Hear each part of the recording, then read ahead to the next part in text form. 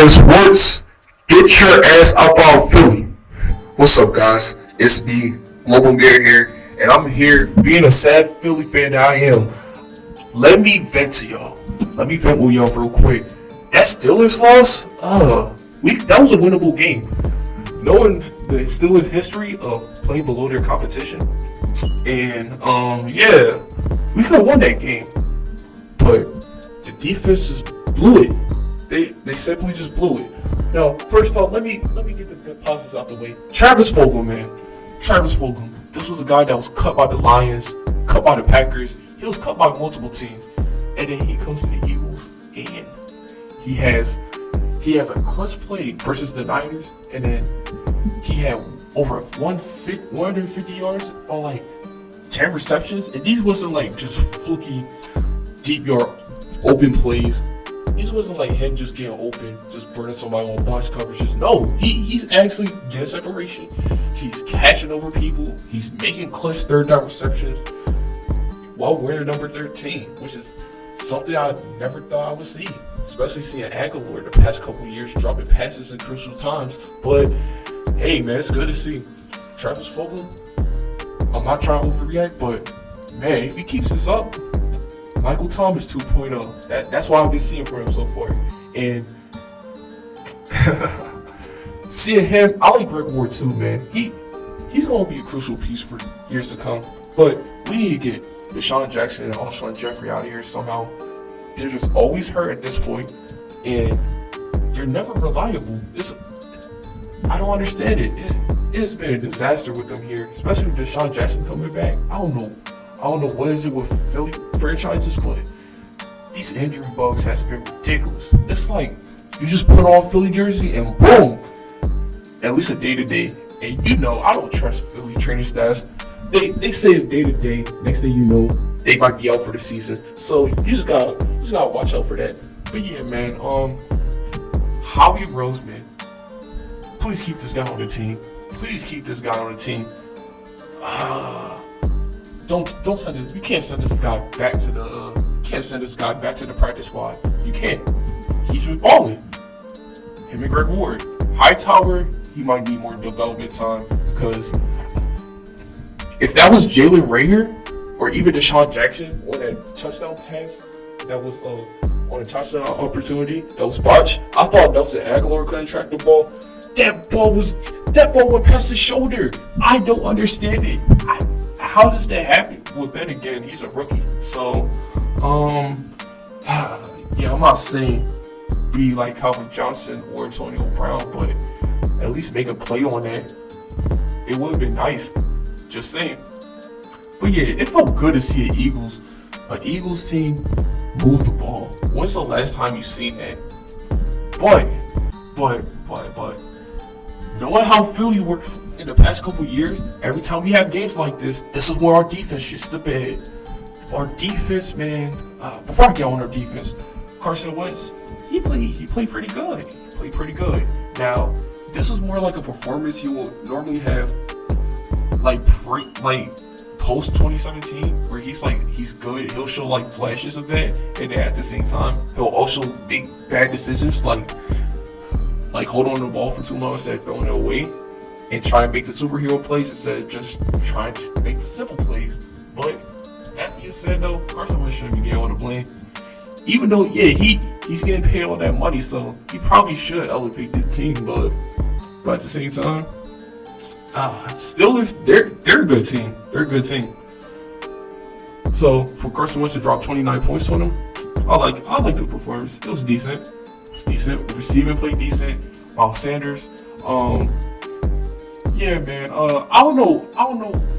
Now, even though this game, I understand why we passed the ball, because that man Miles Sanders, other than that 74-yard touchdown, it's like all the other times he tried to run the ball, that man got stuffed by the defense. So I mean,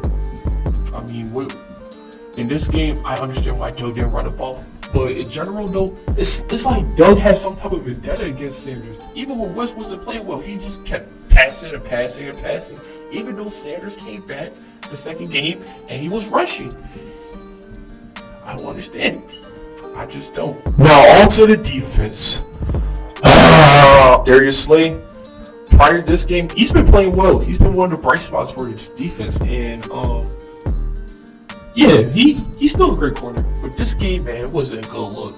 Couple pass interference, even though that first one was BS. But yeah, and there was some plays where he got burnt, absolutely burnt by Claypool, and Big Ben wasn't afraid to throw it at him. I don't under. Oh man, I'm not even gonna talk about it too much. But yeah, very off game by Slade. Jalen Mills, he did Jalen Mills stuff. At this point, man, why am I even having expectations for him? That man is trash. He need to go. He need to go. He's one. You know those corners, right? You know how corners be celebrating even though after the quarterback overdoses somebody that burned them, and then they'll celebrate like they won the Super Bowl. Yeah, that's Jalen Mills. Jalen Mills is the definition of that. He needs to go. He's one of the guys that needs to get traded immediately. And our linebackers, once again, our linebackers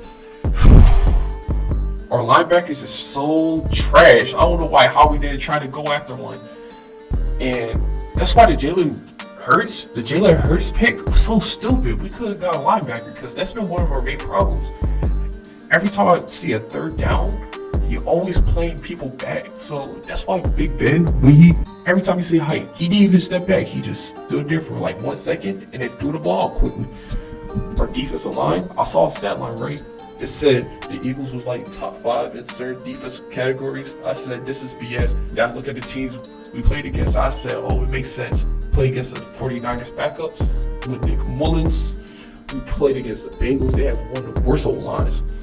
We played against the football team.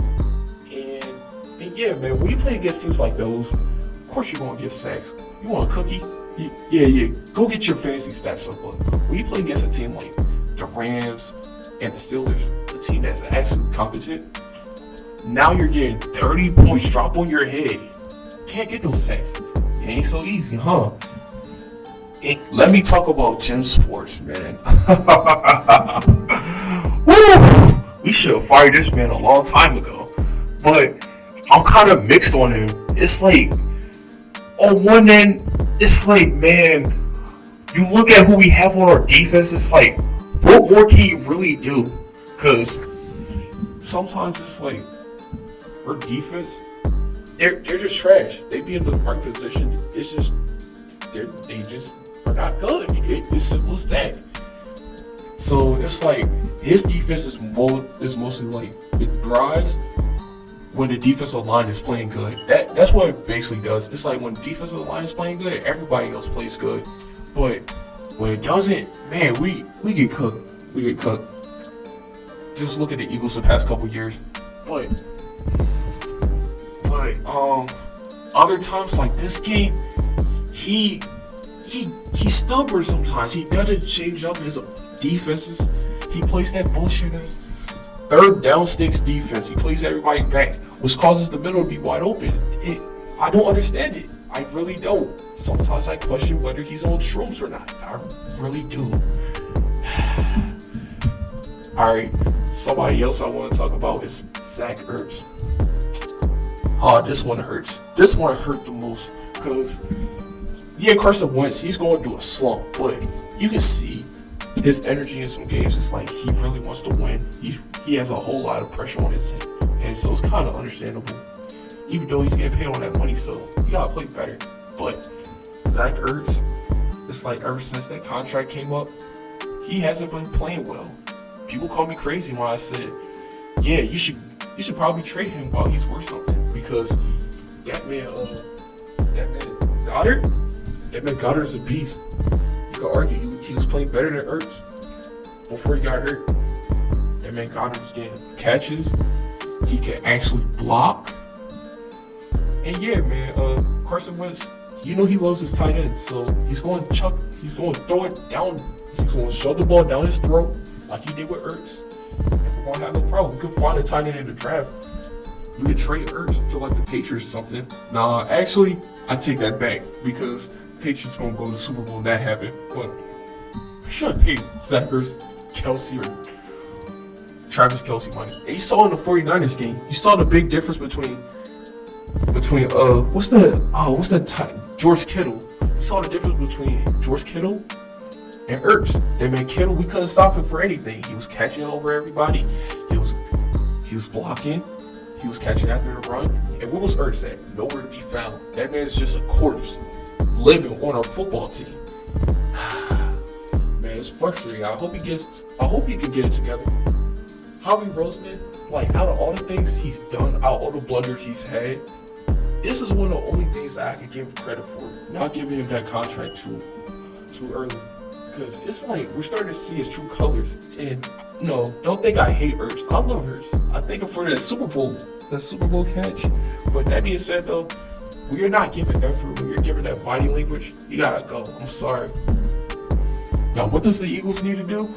Honestly, man, I don't know what direction this team. I seen this team do some weird stuff. We should probably, I say rebuild, but because of the division we're in, we still have a chance. That's the only reason why we're still trying to get in the playoffs, because that whole division is so garbage. The NFC least, we're not even trying to fight who's going to win. We're trying to fight for who's going to be less shitty. There, I said it. Division rivals. We can all agree on this. That division is so trash. A team's going to make the playoffs being 5-11 or some shit. Or we might make the playoffs being 6-9-1. Let that sink in. We really might make the playoffs with that record. But what we need to do is we need to get some linebackers. We need receivers. I think Jalen Rager can still work out. I just hope he get healthy as fast as possible. I wish the best luck to him. And I think he can be good. I think he can really be good. People kept calling him Aguilar. He might have to work on the drops, but other than that, he gets separation. And what I've seen the first couple games, he should have a whole lot more yards than he has. But him and Wentz just haven't been able to get on track. And hey, man, growing pains. That's what this season has been. Growing pains. It feels like an experimental season, to be honest. The first game hadn't even approached yet, and we already had like almost half of our players hurt. I think Brandon Brooks being out hurts us more than we could probably think. It hurt us more in more ways than we think, because that man, he was like the hardest soul for a whole line. Remember that one game from last year? Not the playoffs, but the regular season game versus Seattle, where Brandon Brooks went out because of anxiety, and our whole team just looked lost without him. Yeah, man, that's what I'm starting to think. But yeah, I'm glad West started to pick it up. Doug Peterson needs to be more creative. We need an offensive coordinator. Howie Roseman, he needs to fix this, because most of this it goes back to him. He needs to fix it. His drafting suspect. Who drafts Ortega Whiteside? Our guys from the practice squad has more receiving yards than him and touchdowns. That's disgraceful. That is very disgraceful. But yeah, man. Once again, I'll be doing NBA and NFL. Oh yeah, and I saved this moment for last. Jim Schwartz. Oh my god. Oh my goodness. I just re-recorded this video and I couldn't leave this moment out of there. You put our worst linebacker. With the game on the line. Our slowest guy on defense, not a defensive lineman. On Chase Claypool, a guy that not even Slay can stop, and you put him? You could at least put LeBlanc on him if that was the case. Or shit, even Mills. Or get some help on top at least, but you couldn't call a timeout. I knew he was going to lose as soon as I saw that. I said, yup, he lost. Nathan Gary. I can only play him for so much because he's slow. So I mean that like his speed, he just can't keep up with him. The only players I want to see, if it was a linebacker, maybe Wagner, but even that would be a stretch. Like, why? That right there, that's a fireable offense. And then here goes Doug Peterson in the press conference talking about, oh yeah, Ertz, you gotta look in the mirror. If Doug says that shit one more time, talk about, oh yeah, we gotta look in the mirror. I gotta do better. Bro, just do better. Just do better.